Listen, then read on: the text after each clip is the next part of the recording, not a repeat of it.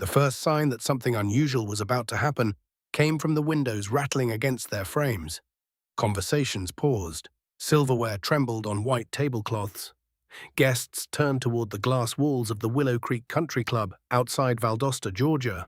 A powerful helicopter descended from the darkening evening sky, its rotors flattening the grass behind the clubhouse. For a brief moment, every person inside stood frozen. Then a tall African-American man stepped from the aircraft wearing a tailored black suit. He moved with calm confidence, accompanied by an elegant woman whose presence commanded attention without a single word. Nobody recognized the significance immediately. One man, however, thought he already knew exactly who had arrived. Chad Mercer stood near the stage, holding a microphone and a glass of bourbon. At 40 years old, he still carried himself like the star quarterback he had once been at Valdosta High School. Time had not been kind to his finances, but it had preserved his ego. He believed this reunion belonged to him, the country club, the decorations, the speeches, even the memories. Everything revolved around his need to feel important again. 20 years earlier, Terrence Harrison had lived on the opposite side of town. His mother, Brenda Harrison, worked multiple jobs just to keep food on the table. Their small house sat beneath aging oak trees, with peeling paint and a roof that leaked during every heavy Georgia storm. Terrence grew up learning that survival required patience. He watched his mother leave before sunrise and return after dark, exhausted but determined. She never complained, she simply kept going. School offered Terrence a glimpse of another future. Numbers fascinated him. Computers fascinated him even more.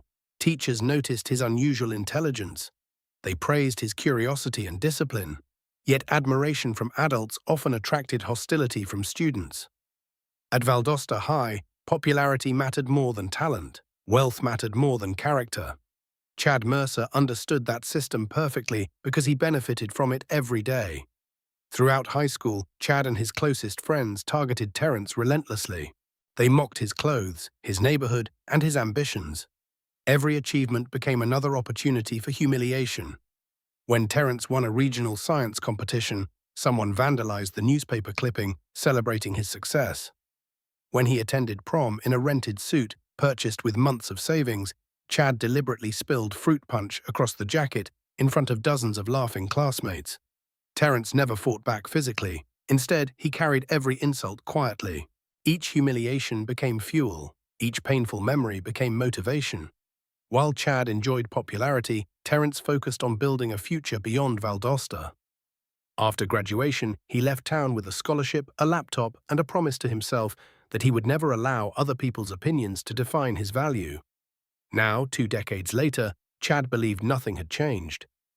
Earlier that year, while organizing the reunion, he had searched through old contact lists and found Terrence's mailing address. He never bothered researching what happened afterward. In Chad's mind, poor people stayed poor. Successful people looked like him. The invitation itself had been sent as a joke. As the helicopter settled onto the lawn, Chad smirked and raised his microphone. He was already planning the humiliation. Around him, former classmates laughed nervously, eager to relive old social hierarchies. They expected entertainment. They expected nostalgia. They expected Terrence Harrison to remain exactly where they had left him 20 years earlier. What none of them knew was that the man walking through those country club doors carried a secret capable of changing every life in that room before the night was over. Terrence Harrison entered the ballroom without hurry. The room buzzed with curiosity, confusion, and quiet judgment. Crystal chandeliers reflected across polished floors. Old classmates stared over half-finished drinks. Some recognized him immediately. Others needed a second look. Time had transformed the skinny teenager from the east side of town into a composed executive whose confidence required no introduction. Beside him walked Naomi Harrison, a successful attorney from Atlanta and Terrence's wife of 12 years. She noticed every stare. Years in corporate law had taught her how quickly people revealed themselves when they believed someone lacked power. The expressions around the room told her everything. Some faces showed surprise, others showed discomfort. A few displayed the same contempt Terrence had described during long conversations late at night. Chad stepped forward with exaggerated enthusiasm. His smile looked friendly from a distance, but carried a sharp edge. He extended a hand and laughed loudly enough for everyone nearby to hear. "Terrence Harrison, look at you, 20 years later and still full of surprises." Terrence shook his hand politely. "Good to see you, Chad. That helicopter certainly made an entrance. Traffic seemed unpredictable tonight." Several people laughed. Chad did not. He could not tell whether Terrence was joking. A volunteer guided the couple toward their assigned table. The location immediately caught Naomi's attention. It sat beside the service entrance near the kitchen. Servers moved through swinging doors, carrying trays and supplies. The table offered the worst view in the room. Chad noticed her expression and smiled.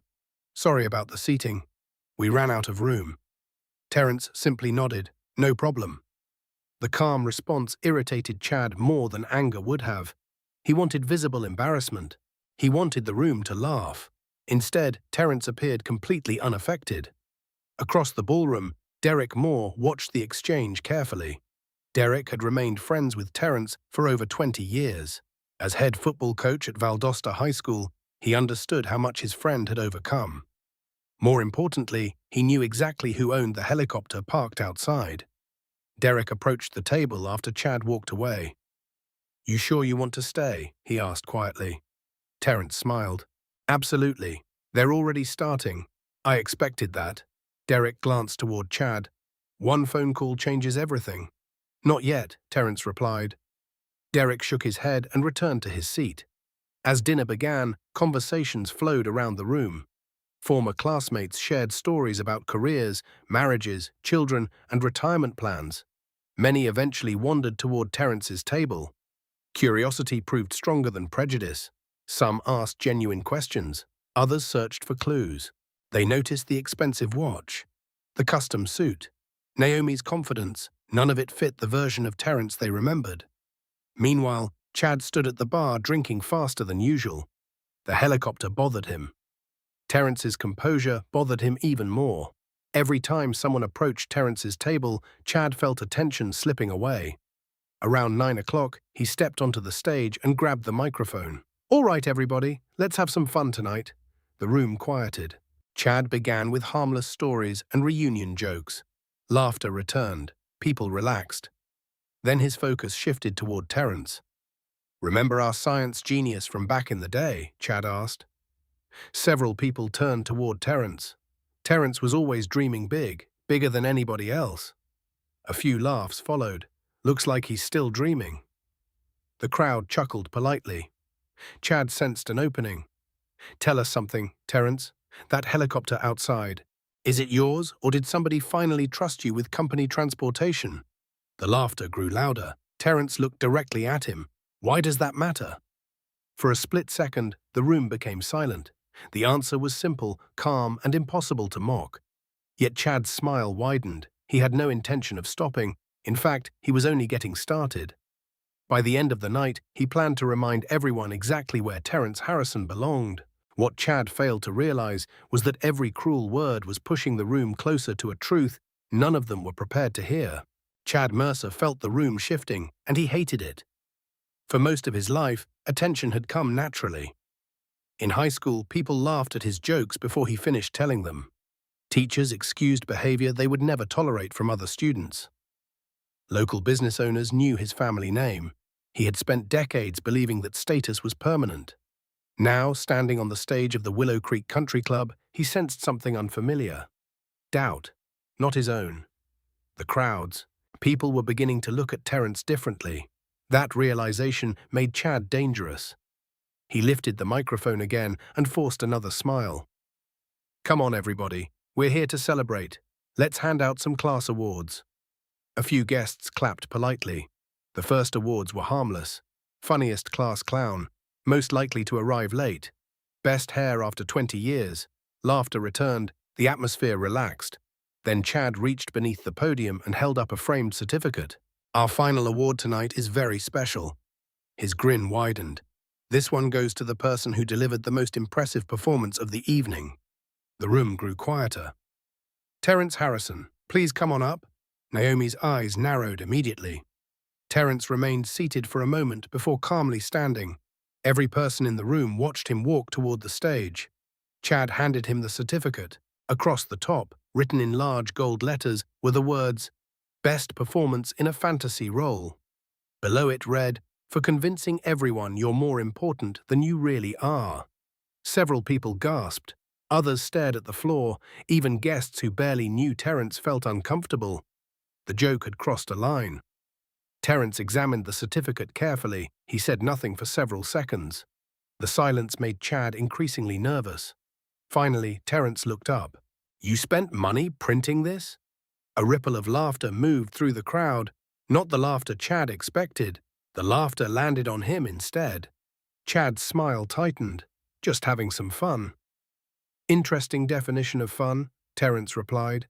He thanked Chad, folded the certificate under his arm, and returned to his seat. No anger, no argument, no scene. That somehow made the humiliation worse. For Chad, as the evening continued, conversations increasingly revolved around Terrence. Former classmates approached his table. Some apologized for things they witnessed years ago. Others admitted they had always admired his intelligence but lacked the courage to say so. Terrence accepted every conversation with grace. He did not seek revenge. He did not demand validation. He simply listened. That made Chad even more frustrated. Around 10 o'clock, he found Kyle Patterson near the bar. Kyle had been one of his closest friends since high school. "We need something bigger," Chad said. "Maybe just leave it alone," Kyle replied. "Leave it alone? Look around. Everybody's acting like he's some celebrity." Kyle glanced toward Terrence's table. "What if he is?" Chad laughed loudly. "Come on, you actually believe that?" Before Kyle could answer, Chad spotted Terrence standing alone near the terrace doors. Naomi was speaking with several women across the room. The opportunity was too tempting. Chad walked over. "Nice suit," he said. Terrence looked outside toward the helicopter. "Thank you. Must have cost a fortune." "It did." "Worth it?" Terrence turned toward him. "Every penny." The confidence in his voice struck Chad like a slap. There was no insecurity, no need for approval, no effort to impress anyone. For the first time all evening, Chad wondered whether he had misjudged something. The thought lasted only a second. His pride immediately crushed it. "You know," Chad said quietly, "people can dress however they want. Doesn't change where they come from." Terrence held his gaze. "You're right." The answer surprised him. "It doesn't change where we come from." Terrence paused. "It only changes where we're going." Chad felt heat rise into his face. The conversation was slipping away. For 20 years, he had believed he held power over this man. Tonight, for the first time, he wasn't so sure. Across the ballroom, Derek Moore noticed the exchange. He checked his phone. A message had arrived from Atlanta. The sender was Terrence's executive assistant. The message contained a simple question: should we prepare a public response if things escalate? Derek looked toward Terrence. Terrence met his eyes from across the room, then he gave the slightest shake of his head. "Not yet." Derek slipped the phone back into his pocket, because he knew something nobody else in that ballroom understood. The biggest surprise of the night had absolutely nothing to do with money, helicopters, or business success. The real secret Terrence carried into that reunion was far more powerful, and before midnight, Chad Mercer was going to discover exactly what it was. By 10:30, the reunion no longer felt like a celebration. An invisible tension hung over the ballroom. Conversations paused whenever Terrence Harrison walked past. People whispered behind folded hands. Some searched his name on their phones. Others studied him from a distance, trying to reconcile the quiet man before them with the teenager they remembered. Terrence noticed all of it. He remained calm. Years earlier, he had learned that success often made people uncomfortable, especially those who needed old assumptions to remain true. Naomi stood beside him near the terrace doors. "You're being unusually patient tonight," she said. "I've had 20 years to prepare for this evening." "And Chad?" Terrence looked toward the stage. "Chad is still fighting battles that ended decades ago."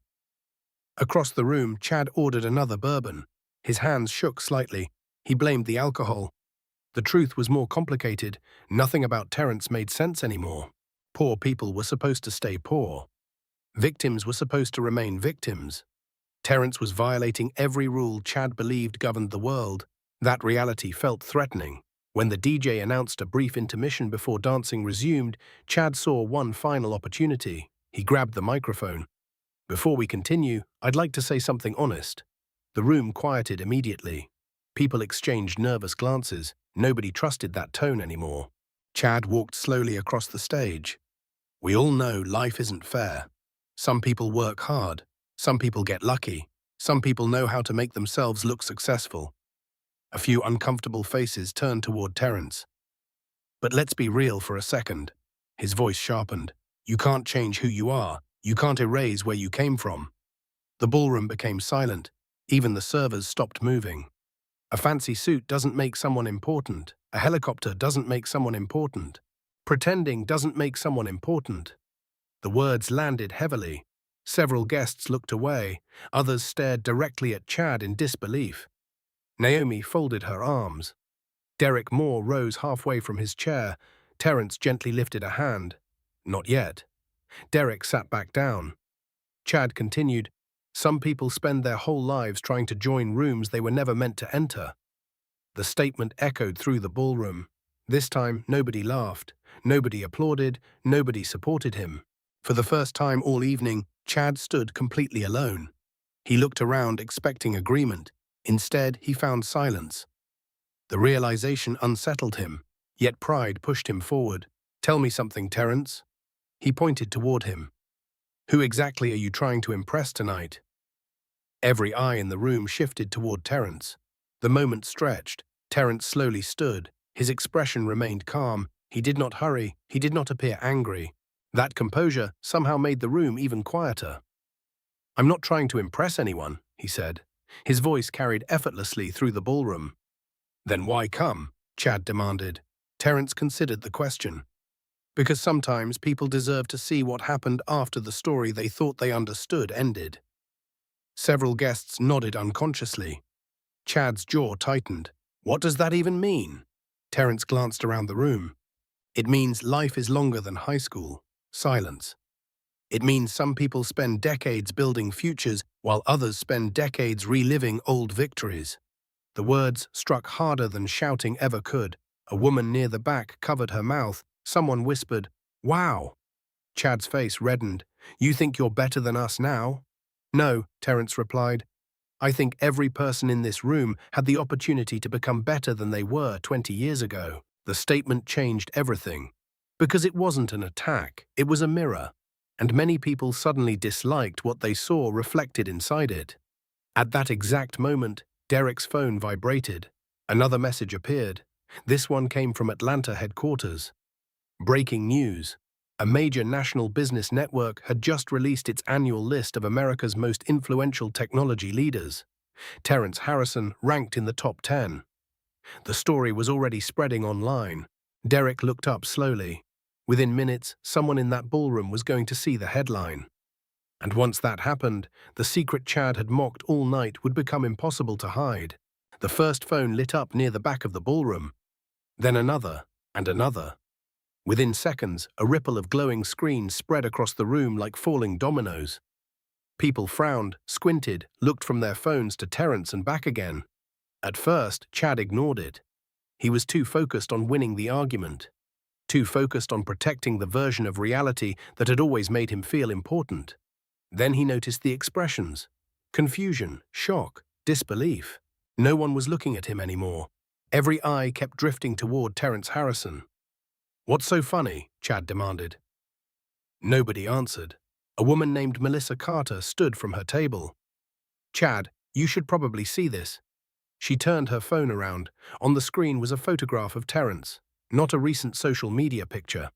A professional magazine cover.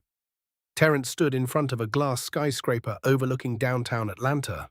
The headline beneath his photograph read, "The Quiet Architect of America's Fastest-Growing Defense Technology Company." Chad stared. His smile disappeared. "What is this?" Melissa didn't answer. Several other guests were already reading similar articles. One headline led to another. Business journals, technology magazines, national news features, industry awards. Every search returned the same name. Terrence Harrison, founder and chief executive officer of Axiom Digital Systems. The company name printed on the helicopter, the same helicopter Chad had spent hours mocking. The room buzzed with whispers. That's him. No way. Look at this. He's worth billions. How did nobody know? The last question carried an obvious answer. Nobody had bothered to look, especially Chad. Across the ballroom, Naomi watched the reactions unfold. She felt no satisfaction, only sadness. The room wasn't shocked because Terrence succeeded. They were shocked because they had already decided he couldn't. That difference mattered. Derek Moore finally stood. Maybe it's time, he said quietly. Terrence looked around the room. The evening had reached a crossroads. He could leave. He could humiliate Chad publicly. He could deliver 20 years of stored anger. Part of him wanted to. Not the successful executive, not the billionaire. The 14-year-old boy whose newspaper article had been defaced. The 17-year-old standing in a ruined prom suit. The son who watched his mother work herself beyond exhaustion. That boy still existed somewhere inside him. The temptation felt real. Then he thought about Brenda. His mother had taught him a lesson years ago. Success was not measured by how many enemies you defeated. Success was measured by how many people you refused to become. Terrence took a slow breath. No, he said. Derek nodded. He understood. Chad, however, did not. This proves nothing, Chad snapped. The room turned toward him. Even he seemed surprised by the desperation in his voice. Anybody can put things online. Anybody can fake articles. Nobody responded. The silence was devastating, because for the first time all night, nobody believed him. A server approached Derek carrying an envelope. Sir, this was delivered from the landing crew outside. They said it was for Mr. Harrison. Derek accepted it. His eyebrows rose immediately. Inside was an updated briefing packet from Atlanta. Terrence glanced at the documents. Then he laughed softly. The sound surprised Naomi. What is it? She asked. Terrence handed her the top page. Her eyes widened. The announcement had been scheduled for the following morning. Nobody outside executive leadership knew yet, not even most board members. Axiom Digital Systems had just secured the largest contract in company history, a multi-billion-dollar national infrastructure and security agreement. The deal would instantly make Terrence one of the most influential technology executives in America. Naomi looked up. The timing is unbelievable. Terrence smiled. Sometimes life has a sense of humor. Across the ballroom, Chad watched their expressions. His stomach tightened. For the first time that night, genuine fear appeared, because he suddenly realized something terrible. The man he had spent hours trying to humiliate wasn't hiding failure. He had been hiding success, and the full truth still hadn't been revealed. What Chad didn't know was that the next 10 minutes would completely destroy the story he had spent 20 years telling himself about Terrence Harrison. The ballroom had become almost silent. The laughter was gone. The confidence that had fueled Chad Mercer for most of the evening had vanished with it. People were no longer looking at Terrence Harrison as an old classmate. They were looking at him as someone they had completely misunderstood. That realization carried an uncomfortable weight. Terrence remained seated. The attention did not seem to affect him. If anything, he appeared relieved. The truth no longer required protection. Across the room, Chad stood frozen beside the stage. His glass remained untouched in his hand. For years, he had believed success followed a simple formula. People like him won, people like Terrence lost. Everything in his worldview depended on that assumption. Now the foundation beneath it was collapsing. So it's true, someone finally asked. The question came from a former classmate named Rachel Morgan. You really built that company? Terrence nodded. Yes. From scratch? From scratch. The room erupted with questions. What started as curiosity quickly became fascination. How many employees? How did the company begin? When did it become successful? What was the helicopter worth? How many offices did Axiom operate? Terrence answered politely. Not boastfully, not dramatically, just honestly. The company employed thousands. Its headquarters occupied multiple floors of a skyscraper in Atlanta. Its technology supported public infrastructure, cybersecurity, and national defense projects. The helicopter was simply transportation, nothing more. That answer shocked people the most. Something they viewed as extraordinary had become ordinary to him. The distance between their assumptions and reality suddenly felt enormous. Derek watched the reactions carefully. For years he had wished people could see Terrence the way he did, not because of the money, not because of the success, because of the character, the discipline, the resilience. Those qualities had existed long before the company, long before the wealth, long before the headlines. Meanwhile, Naomi noticed something else. Several people who once laughed at Terrence now seemed desperate to speak with him. Business cards appeared, networking conversations began. Old classmates suddenly remembered how much they always liked him. The transformation was immediate and deeply revealing. Terrence noticed it too, yet he remained gracious. That grace confused people. Many expected anger, many expected revenge. Instead, they encountered kindness. The contrast made their own behavior harder to justify. Near the stage, Chad finally found his voice. "You think money changes what happened?" The question cut through the room. Everyone turned. Terrence stood slowly. "No." The answer surprised Chad. "Then what are you trying to prove?" Terrence considered the question carefully. "Nothing." "That's impossible." "Not really." Terrence looked around the ballroom. "The people who hurt me already know what happened." Silence. "The people who helped me know what happened too." He paused. "I didn't come here to prove anything. I came because my story started here." The room remained completely still, whether I liked it or not. Several former teachers lowered their eyes. A few remembered incidents they should have stopped, moments when silence felt easier than intervention. Terrence continued, "The truth is, none of us become successful alone. Some people helped me, some people hurt me. Both groups shaped who I became." The statement landed with unexpected force, because it contained no bitterness, only honesty. Then a woman near the front asked a simple question.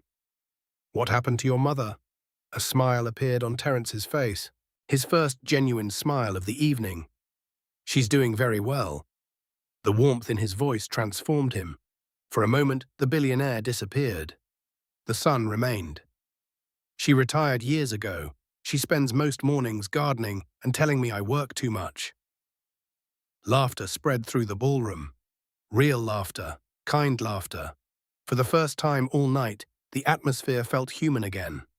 Chad hated it, because every minute Terrence remained gracious made Chad look smaller, and deep inside, he was beginning to realize a painful truth. The biggest difference between them had never been money. It had always been character. What Chad did not know was that someone had been recording every major moment of the evening. And before sunrise, those videos would be viewed by millions of people across the country. The reunion officially ended just after midnight. Most people left quietly. Nobody wanted to be the center of attention anymore, not after what they had witnessed. The parking lot filled with departing cars. Conversations continued beside open doors and under parking lot lights. People compared articles, shared links, repeated pieces of Terrence Harrison's story they had discovered online. Meanwhile, inside the nearly empty ballroom, Chad Mercer sat alone at a table covered with abandoned glasses and wrinkled napkins. The alcohol was wearing off. Reality was not. For the first time in years, he had nowhere to hide. His wife, Rebecca, stood near the exit waiting for him. Not because she wanted to leave together, because she wanted to say one final thing. "You had every opportunity tonight," she said. Chad looked up. To do what? To act like a decent human being. The words hit harder than any insult. Rebecca shook her head. "You spent 20 years talking about Terrence." She glanced toward the empty stage. "He spent 20 years building a life." Then she walked away. Chad watched her leave without responding. Deep down, he knew she was right. Across the property, Terrence stood beside the helicopter with Naomi and Derek. The night air felt cooler now. The chaos of the evening was finally fading. Derek laughed softly. "You know half this town is going to spend tomorrow pretending they always supported you." Terrence smiled. "Probably." "Does that bother you?" Terrence looked toward the country club. Not anymore. Years earlier, he might have cared. He might have wanted validation, recognition, justice. Now he understood something different. People rarely changed because they discovered the truth.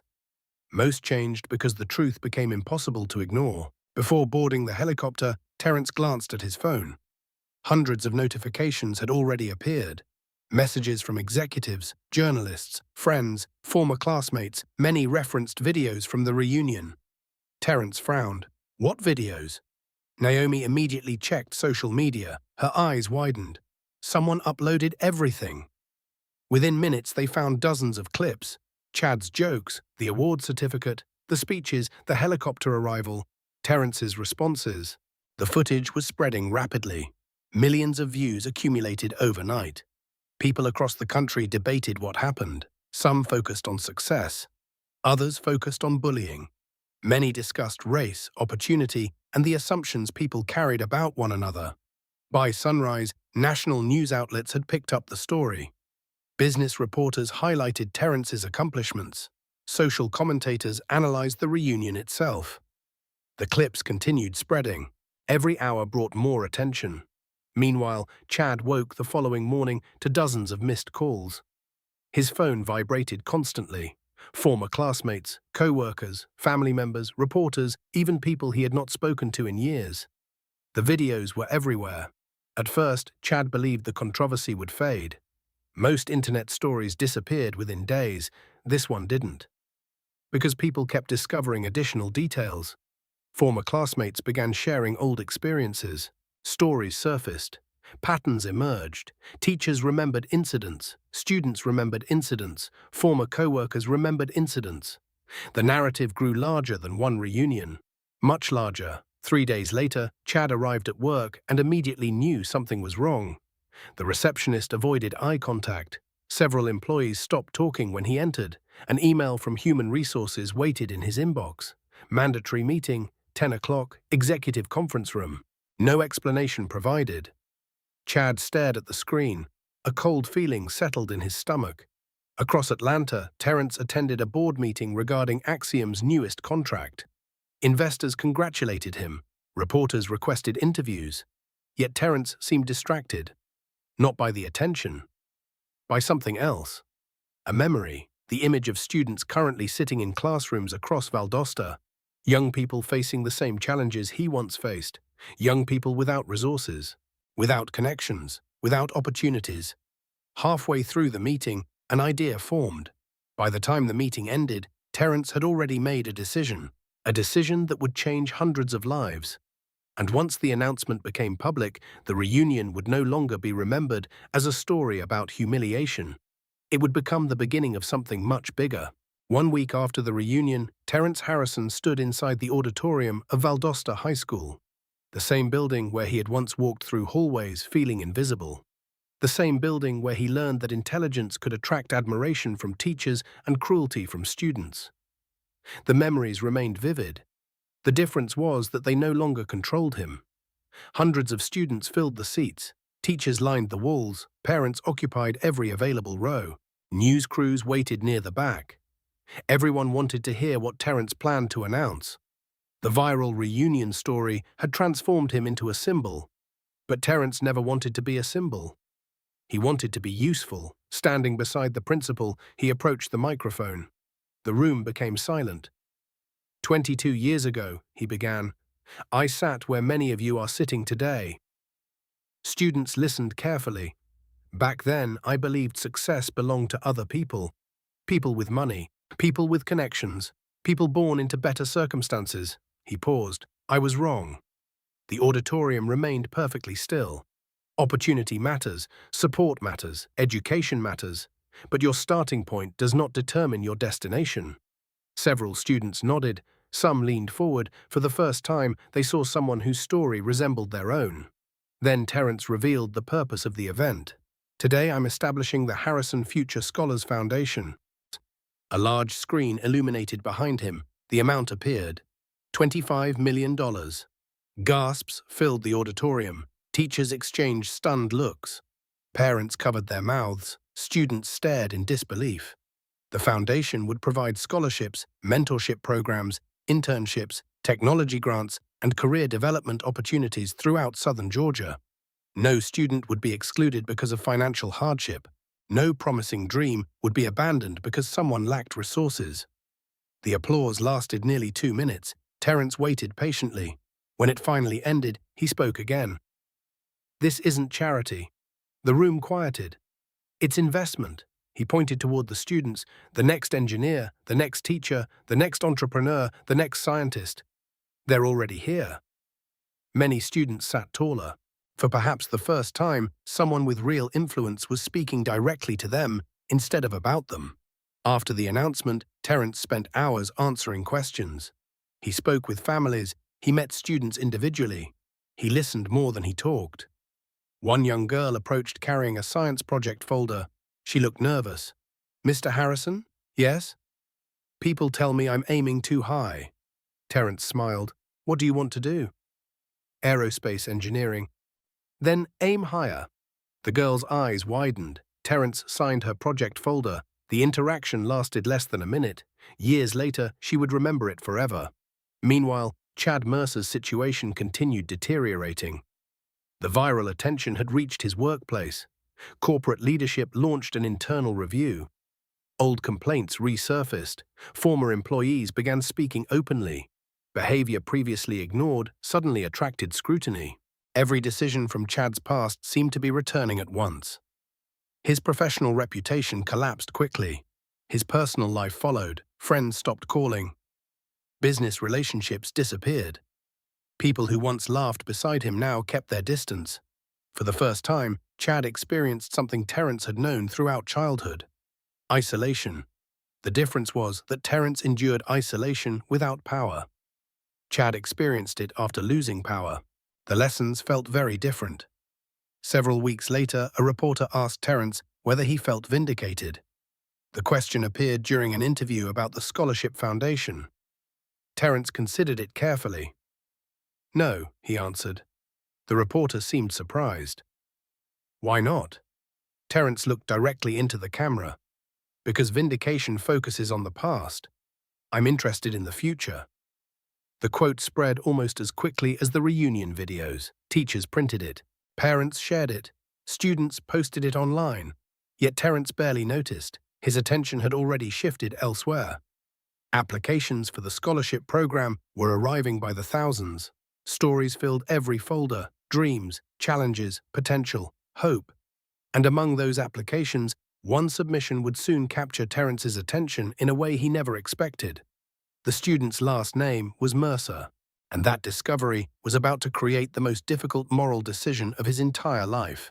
3 months after the reunion, the Harrison Future Scholars Foundation had received more than 12,000 applications. Students from small towns, rural communities, and struggling neighborhoods across Georgia submitted essays describing their dreams. Terrence personally reviewed many of them. Not because he needed to. A large team handled evaluations, but he remembered what it felt like when someone took a chance on him. Some decisions deserved personal attention. One evening, long after most employees had gone home, Terrence sat alone in his Atlanta office reading applications. Rain tapped softly against the floor-to-ceiling windows. The city lights shimmered below. A folder landed on top of the remaining stack. His assistant had attached a note: "Review personally." Terrence opened it. The applicant's name immediately caught his attention. Emily Mercer, age 17, Valdosta, Georgia, honor student, top of her class, accepted into multiple engineering programs. Terrence stared at the last name. Mercer, the same last name as Chad. He continued reading. The essay was extraordinary, not because of dramatic writing, because of its honesty. Emily described growing up watching adults blame others for their failures. She wrote about wanting a different life. She wanted to design sustainable infrastructure systems for underserved communities. She wanted to solve problems instead of creating them. One sentence stopped Terrence completely. "I believe people should be judged by their choices, not by the mistakes of people around them." He read the line twice, then a third time.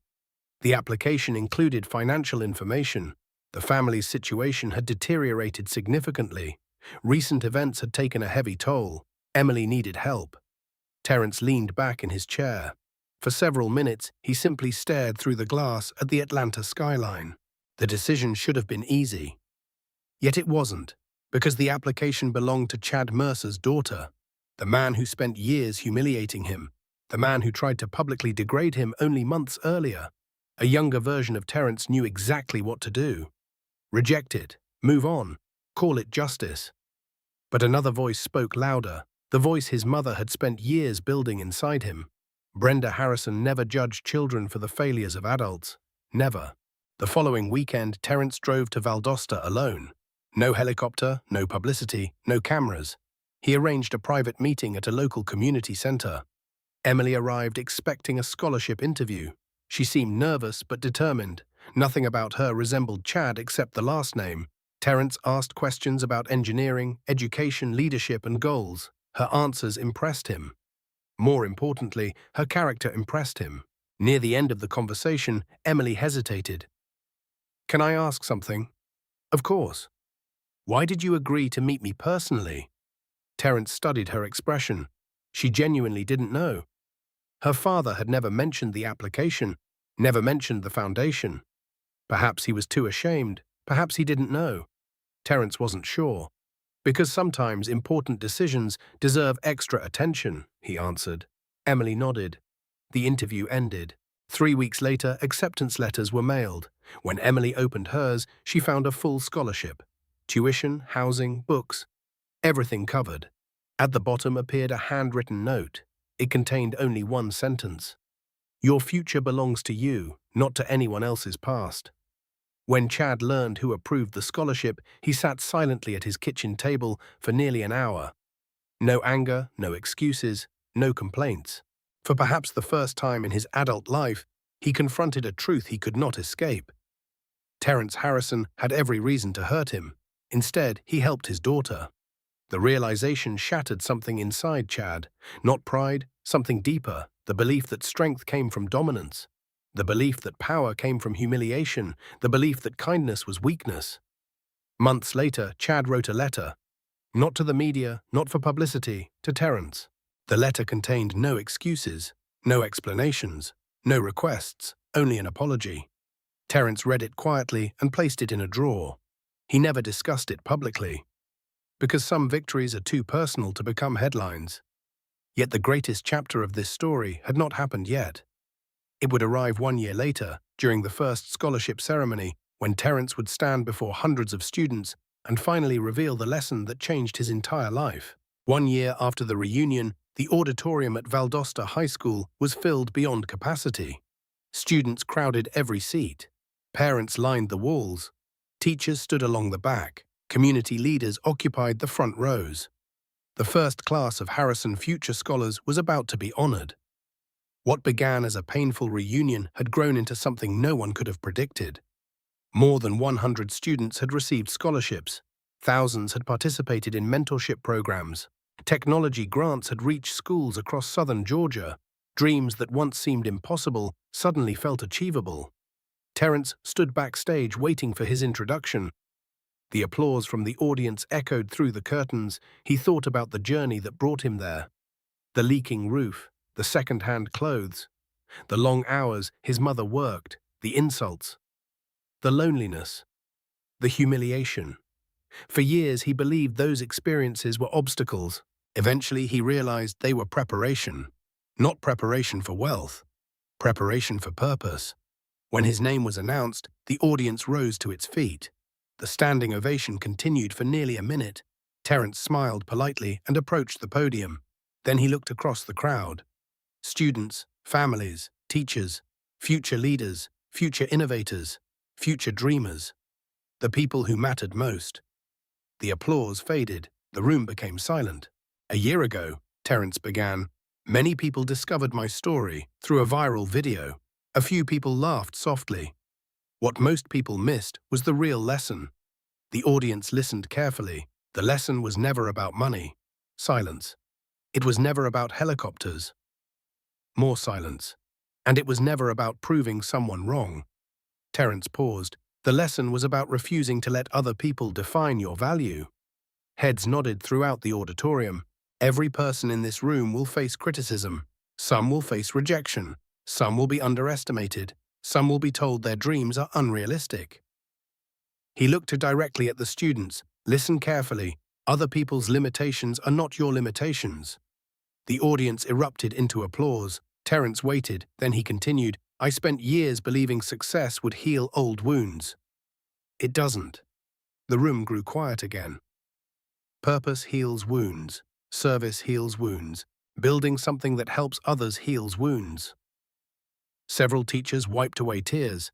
Near the front row sat Brenda Harrison, now retired, now comfortable, still humble, still strong. Terrence looked toward her.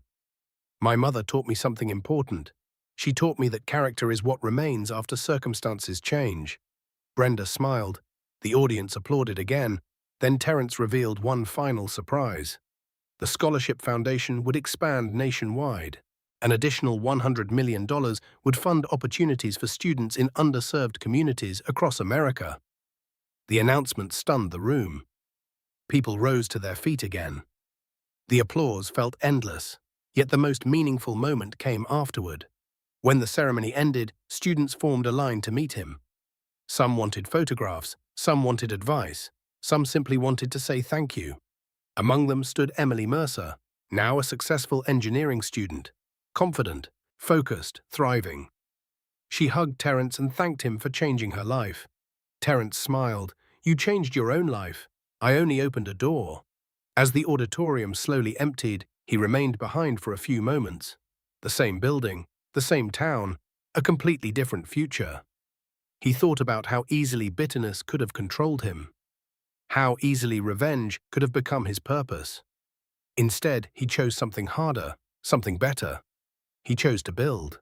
And in the end, that choice changed far more lives than success alone ever could. Outside, the Georgia sun shined across the school grounds. Students laughed, families celebrated, possibilities stretched toward the horizon. Terrence walked toward the exit with quiet satisfaction, not because he had won, because he had become the person his younger self needed most. And that was enough. Subscribe to the channel, leave a comment, and share this video.